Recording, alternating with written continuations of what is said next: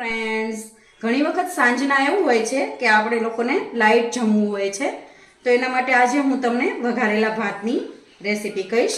એના માટેના જરૂરી ઇન્ગ્રીડિયન્ટ્સ અહીંયા છે. બટેટા સમારી લીધા છે, ટામેટું, વટાણા મેં સોક કરીને રાખ્યા છે, અને ડુંગળી, આદુ લસણની કટકી અને લાલ મરચું. સૌ પહેલાં તેલ ગરમ થાય એટલે આપણે એમાં આદુ લસણની કટકી નાખીશું.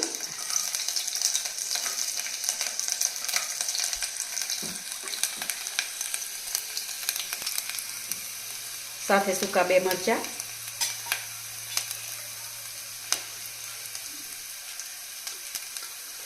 ભાતમાં જીરું હંમેશા સરસ ફ્લેવર આપે છે.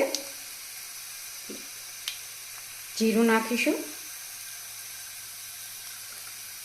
જીરું સંતળાઈ જાય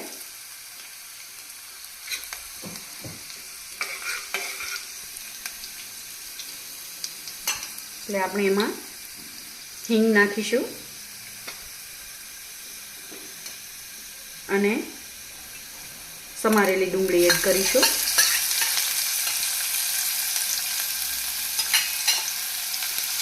ડુંગળી આપણે ગુલાબી થાય ત્યાં સુધી સાંતળી લેવાની રહેશે. ડુંગળી સંતળાઈ ગઈ છે. આપણે કાપેલ ટમેટાં એડ કરીશું અને સાથે સોક કરેલા વટાણા. હવે તો શિયાળાની સિઝન આવી ગઈ છે એટલે વટાણા આપણને મળશે.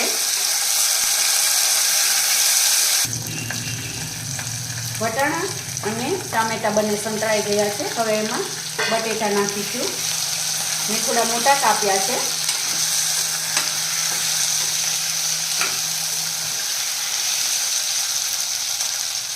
શાકભાજી સરસ સંતળાઈ ગયા છે. એમાં લાલ મરચું, આમાં લીલું મરચું પણ આપણે સમારીને નાખી શકીએ છીએ, પણ મેં સ્કીપ કર્યું છે. જો તમે વધુ તીખું ખાતા હો તો તમે મરચું નાખી શકો છો. ધાણા જીરું અને હવે આ હળદર ને બરાબર સાંતળી. હા, મસાલા સંતળાઈ ગયા છે. હવે એમાં આપણે 1.5 ગ્લાસના માપથી પાણી નાખી દઈશું અને સ્વાદ મુજબનું મીઠું એડ કરીશું.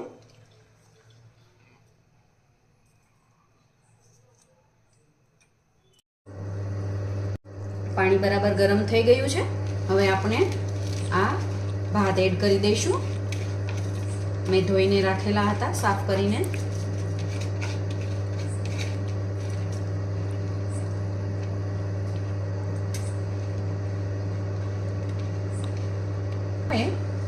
ત્યાં સુધી મીડિયમ આંચ પર ચડવા દઈશું.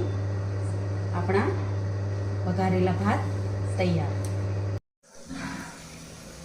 3 વિસલ વાગે ત્યાં સુધી આપણે આને મીડિયમ આંચ પર રહેવા દઈશું.